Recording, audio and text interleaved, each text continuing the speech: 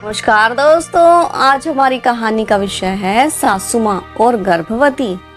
दरवाजे की घंटी बजती है। शारदा जी डोरबेल बजती सुनकर दरवाजा खोलती है। वह देखती है कि सामने उसका बेटा वैभव खड़ा है। वैभव गुस्से से अपनी माँ पर चिल्लाने लगता है। शारदा जी अपने बेटे वैभव से पूछती है, क्या हुआ वैभव, तुम इतने गुस्से में क्यों हो?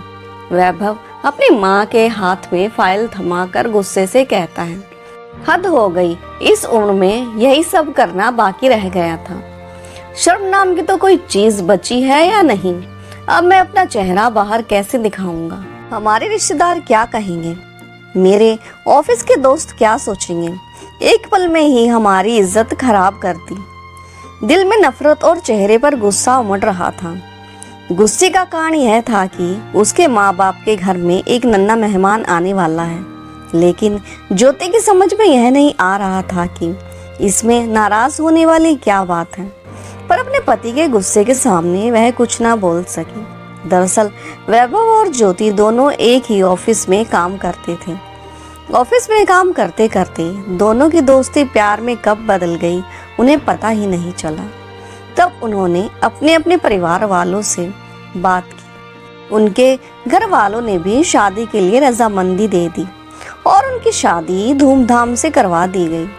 वैभव और ज्योति की शादी को लगभग 2 महीने ही हुए थे। ज्योति के ससुराल में उसकी सास, ससुर और उसकी ननंद और पति थे।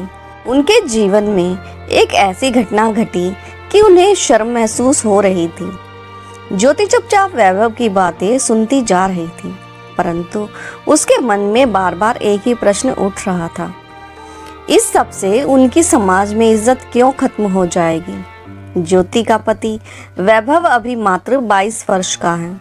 उससे छोटी एक ननंद है। माना कि ज्योति के सास ससुर की शादी बहुत ही कम उम्र में हो गई थी और उसकी सास की उम्र भी ज्यादा नहीं थी। ज्योति अब तक यह समझने में असमर्थ थी कि उसका पति किस बात को लेकर इतना नाराज है। ज्योति अपनी सास के साथ थी। उसे अपनी सास से पूरी सहानुभूति थी।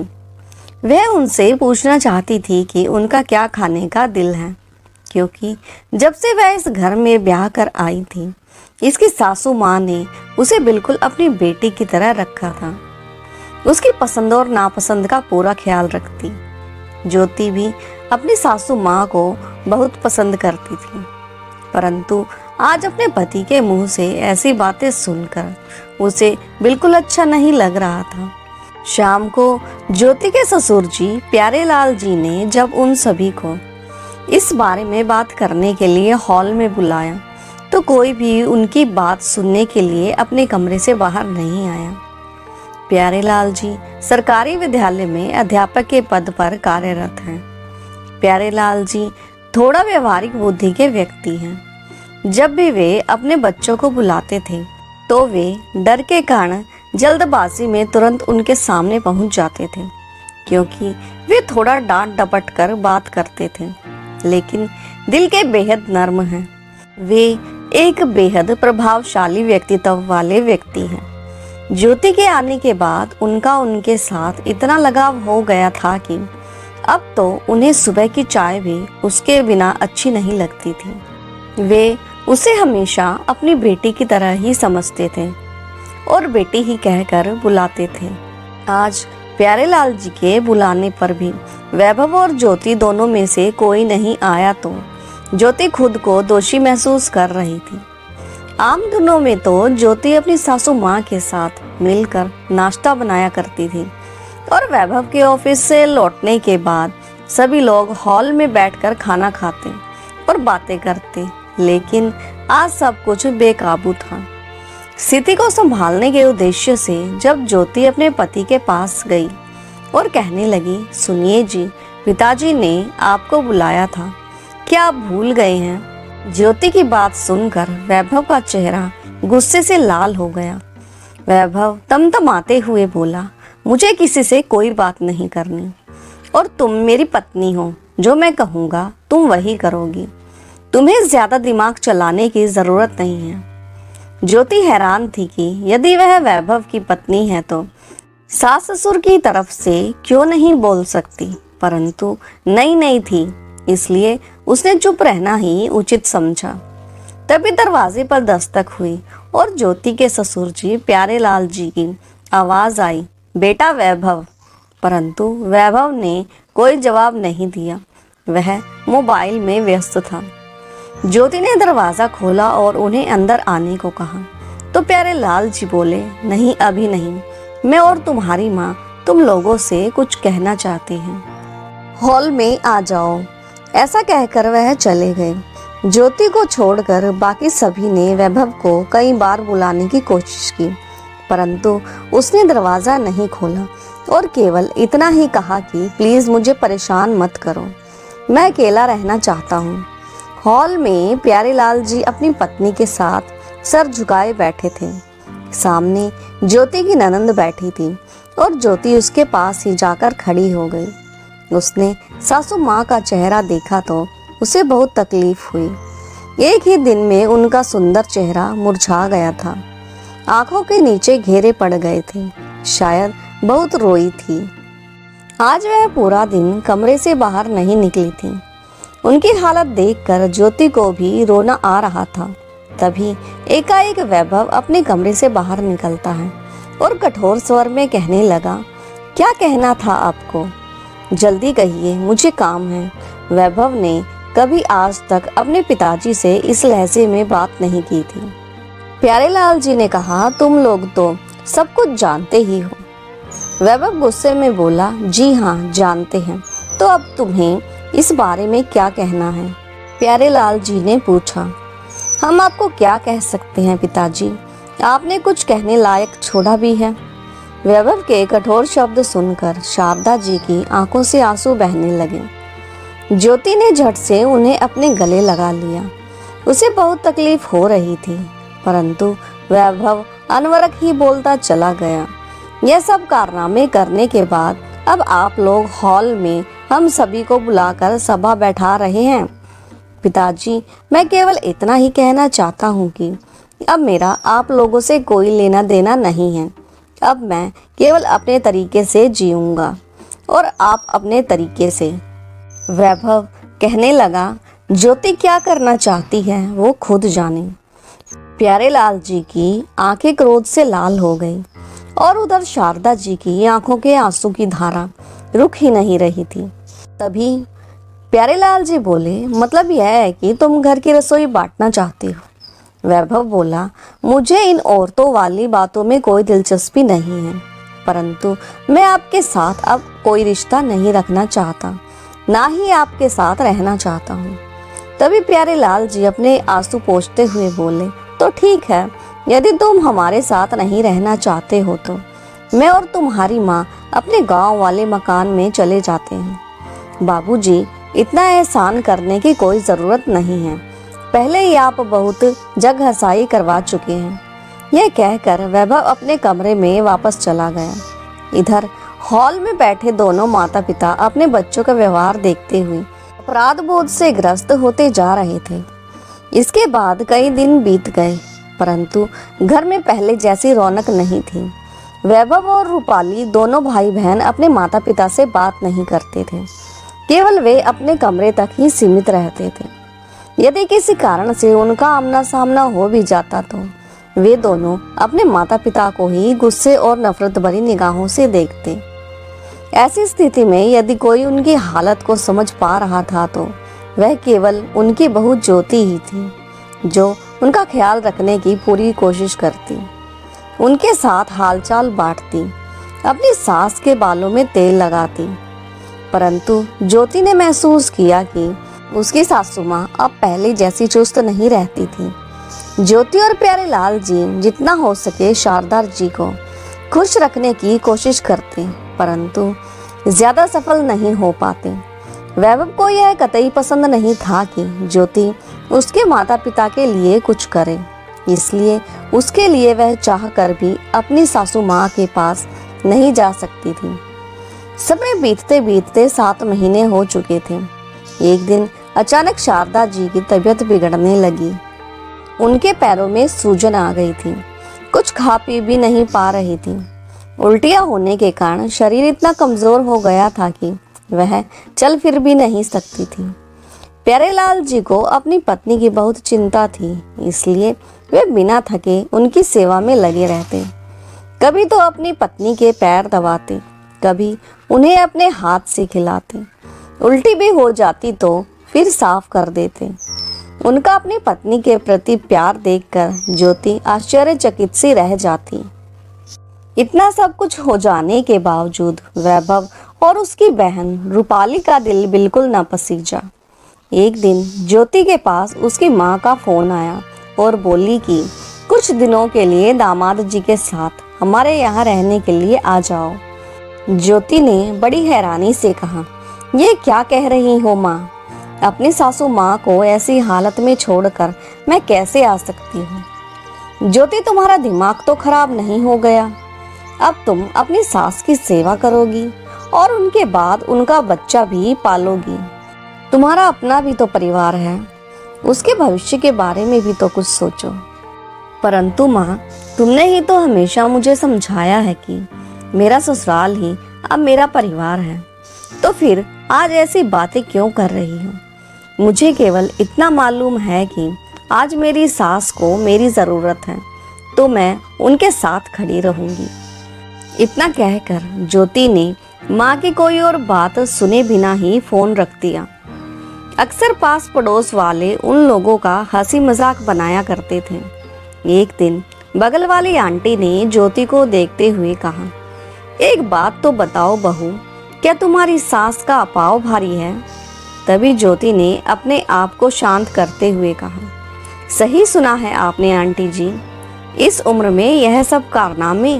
कहते हुए आंटी जी हंसने लगी तो ज्योति ने उनकी ओर देखते और मुस्कुराते हुए कहा, एक बात बताइए, इस उम्र में पति का प्यार कितनी पत्नियों को मिलता है? फिर मेरी सासू माँ तो इस मामले में बड़ी भाग्यशाली हुई। ऐसा कहते हुए ज्योति जाने लगी तो पीछे से आवाज आई, लगता है सासू माँ के प्यार का रंग कुछ ज्यादा ही चढ़ गया है तुम पर। तभी उनके पास खड़ी एक और औरत ने भी कहा, यह दिन देखने ही बाकी रह गए थे। ज्योति जवाब ना देते हुए घर लौटना ही बेहतर है। आज बहुत तेज बरसात हो रही थी तो ज्योति ने सोचा कि इस बरसात में गर्मा गर्म आलू के पकोड़े सबको अच्छे लगेंगे, खास तौर पर उसकी सासू माँ को, और उनके पति वैभव के वह फेवरेट थे। आज ज्योति ठान चुकी थी कि वह परिवार के सभी सदस्यों को एक साथ खाने की मेज पर बिठाकर खाना परोसेगी। आज वैभव और रूपाली को भी सख्ती दिखाकर उन्हें उनके माता पिता के पास बैठाएगी। अभी ये सब सोचकर थोड़ी सी मुस्कुराहट उसके चेहरे पर आई ही थी कि अचानक प्यारेलाल जी रसोई घर में आए और बोले, बेटी हमारे कमरे में आना, लगता है मुझे तुम्हारी माँ की तबीयत कुछ ठीक नहीं लग रही है। माँ को क्या हुआ पिताजी? कहते ही ज्योति डरी सहमी उनके कमरे की ओर दौड़ी। देखा तो उसकी सासू माँ बिस्तर पर पड़ी हुई बेसुध दर्द से करा रही थी और जोर जोर से भगवान का नाम लेती जा रही थी।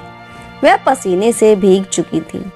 डर के मारे ज्योति के हाथ पैर कांपने लगे। उसे समझ नहीं आ रहा था कि वह क्या करे, क्योंकि इस मामले में उसे कोई अनुभव नहीं था। उसने दौड़कर सासू माँ का हाथ पकड़ा और बोली, क्या बहुत तकलीफ हो रही है सासू माँ? हम आपको कुछ नहीं होने देंगे, हम अभी आपको अस्पताल लेकर जाते हैं। आप बस भगवान को याद करो। बेटा अभी के अभी वैभव को फोन करो, वह ऑफिस की गाड़ी से जल्दी आ जाएगा, प्यारेलाल जी ने ज्योति से कहा। तो ज्योति ने तुरंत मोबाइल उठाकर वैभव को फोन लगाया। बेल जाती रही परंतु वैभव ने फोन नहीं उठाया। न जाने कितनी बार उसने फोन लगाया, लेकिन दूसरी ओर से कोई जवाब नहीं मिल रहा था। घबराकर ज्योति ने रूपाली के कमरे का दरवाजा खटखटाया। ज्योति रूपाली से कहती है कि माँ की हालत खराब है, तुम जल्दी से बाहर आ जाओ। यह बात सुनकर रूपाली बहुत डर गई और रूपाली ने ज्योति से पूछा, क्या हुआ भाभी? परंतु ज्योति हड़बड़ाहट में कुछ बोल ही नहीं पा रही थी। बस इतना ही कह पाई। तुम्हारे भैया को फोन किया पर वो उठा नहीं रहे। यह सुनते ही रूपाली अपनी माँ के कमरे की ओर दौड़ी। देखा तो पिताजी उनके पैरों के तलवे की मालिश कर रहे थे और रूपाली को देखते ही बोले, वैभव ने क्या कहा बिटिया, क्या वह आ रहा है? नहीं पिताजी, वो फोन नहीं उठा रहे। तभी प्यारे लाल जी बिना कुछ कहे जल्दी से कुर्ता पहनकर बाहर निकल गए। कहाँ जा रहे हैं पिताजी? ज्योति ने पूछा तो वह बोले, ऑटो रिक्शा ढूंढने जा रहा हूँ, तुम यहीं अपनी माँ का ख्याल रखो। लेकिन पिताजी, बाहर तो तेज बारिश है। पर बेटी, मेरे पास कोई और चारा भी तो नहीं। ऐसा कहते हुए उन्होंने अपनी भीगी आंखें पोंछी और तेजी से बाहर निकल गए। इधर ज्योति और रूपाली माँ का ख्याल रखने लगे। ज्योति ने देखा कि उसकी सासू माँ जोर जोर से कांप रही थी। तभी पास में बैठी रूपाली रोने लगी। ज्योति ने उसके सिर पर प्यार से हाथ रखा तो उसने उसे तुरंत गले से लगा लिया और फूट फूट कर रोने लगी। भाभी, मैंने अपनी माँ के साथ बहुत गलत व्यवहार किया, परंतु आज मुझे उनकी यह हालत देखकर खुद से ही घृणा हो रही है। माँ की इस हालत की जिम्मेदार केवल मैं हूँ। भाभी, क्या वह हमें माफ कर देंगी? बताओ ना, वह पहले की तरह स्वस्थ तो हो जाएंगी ना? तभी ज्योति बोली, भगवान सब ठीक कर देंगे, तुम केवल उनसे प्रार्थना करो कि वह माँ को जल्दी स्वस्थ कर दें। यह बात सुनकर शारदा जी ने रूपाली को अपने पास बुलाया। ज्योति एक छोटे बच्चे की तरह उनके पास अपना सिर रखकर रोने लगी। शारदा जी ने इस हालात में भी उनके सिर पर थपथपाया। इधर ज्योति अपने पति को फिर से फोन करने लगी, परंतु फोन स्विच ऑफ आ रहा था। तभी ज्योति को ध्यान आया कि उसका मायका उसके ससुराल से ज्यादा दूर नहीं था। उसने तुरंत अपने मायके में फोन किया, माँ भैया कहाँ हैं? मेरी सासू माँ की हालत बहुत खराब है, आप भैया को उसकी कार के साथ तुरंत भेज दीजिए, सासू माँ को अस्पताल लेकर जाना है। ये बात सुनकर उसकी माँ भी कुछ बेचैन हो गई। फिर कहा, लेकिन तुम्हारा भाई तो आज सुबह ही अपनी कार से शहर के बाहर गया है। ज्योति की यह उम्मीद भी खत्म हो गई। वह तुरंत अपनी सासू माँ के पास दौड़ी। तभी रूपाली बोली, भाभी, माँ की हालत बिगड़ती जा रही है। प्यारे लाल जी वापस लौटे और आते ही कहा, क्या वैभव वापस आ गया? यह सुनते ही ज्योति ने अपना सर झुका लिया। नहीं पिताजी, उसका फोन स्विच ऑफ है। तभी बाबूजी बोले, बेटी, मैं ऑटो लेकर आया हूँ, तुम लोग अपनी माँ को सहारा देते हुए सड़क तक लेकर आ जाओ। सब लोग जैसे तैसे शारदा जी को ऑटो तक लेकर गए। प्यारे लाल जी ऑटो ड्राइवर के पास में बैठ गए। प्यारे लाल जी बार बार मुड़ मुड़ कर शारदा जी की ओर देख रहे थे। उधर बारिश भी तेज होने लगी। न जाने उन्हें छोटा सा रास्ता भी इतना लंबा क्यों लग रहा था। करीब आधे घंटे के बाद जब अस्पताल पहुंचे तो उन्हें तुरंत आपातकालीन विभाग में भर्ती करवाया गया। ज्योति ने अपने ससुर जी को चिंतित देखते हुए उनका हाथ पकड़कर उन्हें कुर्सी पर बिठाया। करीब आधे घंटे बाद डॉक्टर ने उन्हें बताया कि जल्दी से जल्दी शारदा जी का ऑपरेशन करना होगा। अगर तुरंत फैसला नहीं लिया गया तो जान को भी खतरा हो सकता है। यह सुनकर प्यारे लाल जी एकदम खामोश कुर्सी पर बैठे ही रह गए। तभी ज्योति ने संभालते हुए कहा, पिताजी आप हिम्मत रखिए, सब ठीक हो जाएगा।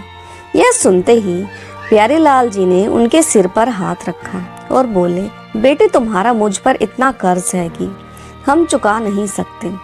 तभी ज्योति बोली, बाबूजी आप मुझे बेटी भी कहते हैं और दूसरी तरफ अपने आप को मेरा कर्जदार कहकर मुझे बेगाना भी कर रहे हैं। बस आप अपना हाथ हमारे सिर पर रखिए, हमें और कुछ नहीं चाहिए। यह सुनकर प्यारे लाल जी की आंखों से आंसुओं की धारा बहने लगी।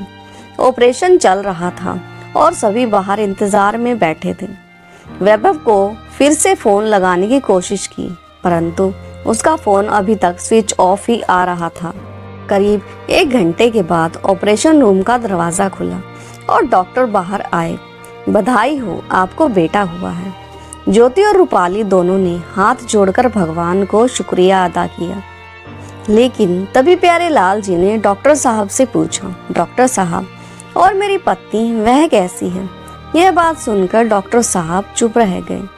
प्यारेलाल जी डॉक्टर साहब की चुप्पी से घबरा गए और बोले, कुछ तो बोलिए डॉक्टर साहब। तभी डॉक्टर ने धीरे से कहा कि उनकी हालत अभी क्रिटिकल है। इतना कहकर डॉक्टर साहब चले गए। प्यारेलाल जी के पांव तले से जैसे जमीन ही खिसक गई, जैसे मानो काटो तो खून नहीं।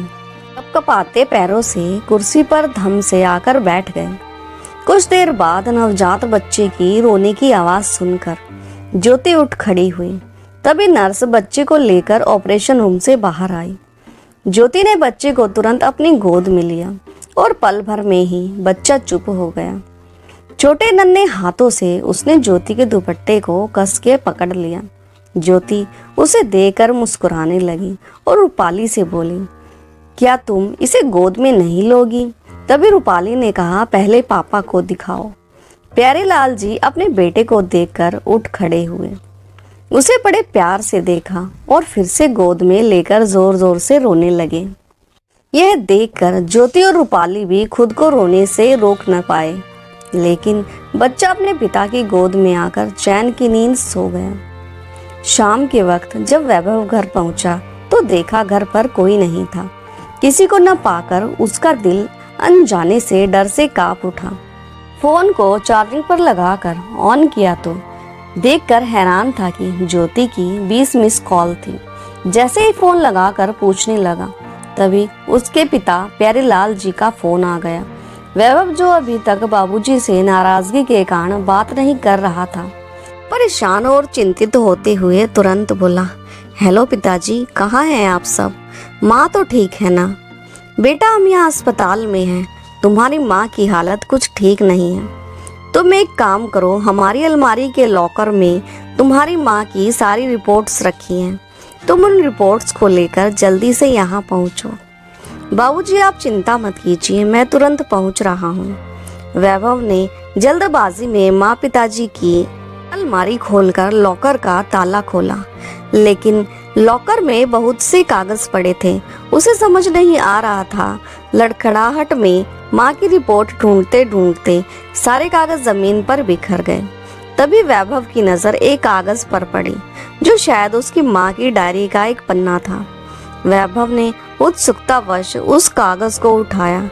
उस पर जो कुछ भी लिखा था उसे पढ़कर वैभव की तो जैसे जान ही निकलने लगी। पन्ने पर लिखा था, कमला हमारे घर के सदस्य की तरह थी। न जाने उसकी किस्मत में ही इतने दुख क्यों लिखे थे। माँ बाप तो उसके पहले से ही नहीं थे। कुछ महीने पहले पति की भी मृत्यु हो गई और आज वह खुद भी ब्रेन कैंसर की बीमारी से जंग हार गई। लेकिन जाने से पहले 3 महीने के नन्हे से बेटे को हमारी गोद में डालकर चली गई। कैसे भूल सकती हूँ उसके वह आखिरी शब्द, मालकिन, आज तक आपने मुझ पर बड़े एहसान किए हैं। आज बस एक और एहसान कर दीजिए मुझ पर। मैं अपने बच्चे वैभव को आपके हवाले किए जा रही हूँ। इसका ख्याल रखना। भगवान आपका भला करे। मैंने भी उसे वचन दिया था कि हम उसके बच्चे को अपना बच्चा समझकर पालेंगे। उसे यह पता तक नहीं लगने देंगे कि हम उसके माँ बाप नहीं। उस कागज को पढ़कर वैभव पसीने से तरबतर हो गया और धड़ाम से जमीन पर बैठ गया। जिस माँ बाप को मैं आज तक इतनी बातें सुनाता आया था, दरअसल वो दोनों तो मेरे माँ बाप थे ही नहीं, परंतु फिर भी उन्होंने इस बात का एहसास तक होने नहीं दिया था मुझे। यह सोच सोच कर वैभव की जैसे जान ही निकलती जा रही थी। लेकिन फिर उसे अचानक माँ की हालत और स्थिति की गंभीरता का अंदाजा हुआ। खुद को संभालते हुए जल्दी से रिपोर्ट ढूंढकर अस्पताल के लिए निकला। जैसे ही वह अस्पताल पहुंचा तो देखा कि सभी डॉक्टर्स की टीम उसकी मां का इलाज करने में जुटी हुई थी। प्यारेलाल जी बौखलाए हुए वैभव की तरफ दौड़ते हुए आए और उसे गले लगाकर रोने लगे। उसने बाबूजी के आंसू पोंछे। उसी समय वैभव ने देखा कि एक नर्स दौड़ती हुई आ रही थी। उसका दिल घबराने लगा और कपकपाती आवाज में पूछा, सिस्टर, क्या हुआ? मेरी माँ की हालत तो ठीक है। नर्स कहने लगी, देखिए, शरीर में खून की बहुत ज्यादा कमी होने के कारण पेशेंट की हालत अभी क्रिटिकल है। उन्हें खून चढ़ाने के लिए तुरंत AB पॉजिटिव ब्लड की आवश्यकता है और अस्पताल में उसका स्टॉक खत्म हो चुका है। इस समय वैभव बोला, तो फिर परेशानी क्या है? मेरा भी ब्लड ग्रुप पॉजिटिव है। आप जल्दी से मेरा ब्लड लेकर उन्हें चढ़ाने का इंतजाम कीजिए। जब वैभव ब्लड डोनेट करके कैबिन से बाहर आया तो ज्योति के हाथों में नवजात को देखकर उसका दिल करुणा से भर आया। तभी ज्योति ने कहा, क्या इसे आप उठाएंगे नहीं? वैभव ने नन्हे से नवजात को अपने हाथों में उठाया और आंसू भरी आंखों से उसे निहारने लगा। कुछ समय उसे लगातार यूं ही देखता रहा। थोड़ी देर बाद जब उसे शारदा जी से मिलने की इजाजत मिली तो ज्योति और वैभव माँ से मिलने के लिए अंदर गए। नन्हा नवजात वैभव के हाथों में था। वैभव को देखते ही शारदा जी के चेहरे पर मुस्कान और तसल्ली के भाव उभर आए, लेकिन वैभव अपनी माँ को देखते ही फूट फूट कर रो पड़ा और आत्मग्लानि से भरे स्वर में बोला, माँ मुझे माफ कर दीजिए। शारदा जी ने बड़े प्यार से कहा, बेवकूफ लड़के रो मत, मैं तुम्हें हमेशा हंसते हुए देखना चाहती हूँ। फिर इशारे से वैभव और ज्योति को अपने पास बुलाया और उनके सिर पर हाथ रखकर आशीर्वाद दिया। फिर मुन्ने को चूमा और वैभव से बोली, मेरी वजह से तुम्हें अपना सम्मान खोया है। तुम्हारा गुस्सा मुझ पर है, लेकिन यह मासूम तुम्हारा अपना ही है। इसको कभी अपने से अलग मत करना। मैं इसे तुम्हारे पास छोड़े जा रही हूँ। इतना ध्यान रखना, लापरवाही मत करना, नहीं तो मुझे शांति नहीं मिलेगी। माँ की यह बात सुनकर ज्योति का सीना कांप उठा। ज्योति, माँ ये क्या कह रही हैं? वह हमें छोड़कर कहाँ जाएंगी? हाँ, मैं इस बच्चे का ख्याल अपनी जान से भी ज्यादा रखूंगा। आप चिंता मत कीजिए, अब यह आपका नहीं मेरा बेटा है। लेकिन आप हमें छोड़कर जाने की बात नहीं करेंगी, समझिए। आप उधर बाहर कुर्सी पर बैठे प्यारेलाल जी स्वयं को दुर्भाग्यशाली महसूस कर रहे थे। वैशाली उन्हें सहारा दे ही रही थी कि तभी वैभव पागलों की तरह कैबिन से दौड़ता हुआ बाहर की ओर भागा। प्यारेलाल जी ने उसे पीछे से पुकारा, लेकिन उसने नहीं सुना। कुछ ही पलों में वह एक डॉक्टर के साथ लौटा। सभी उसके पीछे पीछे गए। डॉक्टर साहब ने शारदा जी को चेक किया और एक गहरी सांस लेते हुए कहा कि शारदा जी अब इस दुनिया में नहीं रही। वैभव अपनी माँ के पास फर्श पर घुटने पर बैठ गया। अपनी माँ के दोनों पैरों को हाथों से पकड़कर चूमने लगा और चिल्लाया, मुझे माफ कर दो माँ, मैं फिर कभी तुम्हें दुख नहीं पहुँचाऊंगा। तुम इस तरह हमें छोड़कर नहीं जा सकती। कितनी अजीब बात है ना, जब कोई हमें बेइंतहा प्यार करता है तो हम उसके प्यार को समझ नहीं पाते, उसकी उपेक्षा करते हैं। लेकिन जब वही शख्स चला जाता है तब हम उसके प्यार की गहराई को समझ पाते हैं। अंत में शारदा जी मौत से जरूर हार गई, लेकिन उनका प्यार जीत गया। तो दोस्तों, आपको यह भावुक और प्रेरणादायक कहानी कैसी लगी और कहानी का कौन सा हिस्सा आपके दिल को छू गया, कमेंट करके ज़रूर बताएं। और हाँ, चैनल पर नए हो तो चैनल को लाइक, सब्सक्राइब और शेयर करना ना भूलें। तो मिलते हैं नई कहानी के साथ, तब तक के लिए धन्यवाद।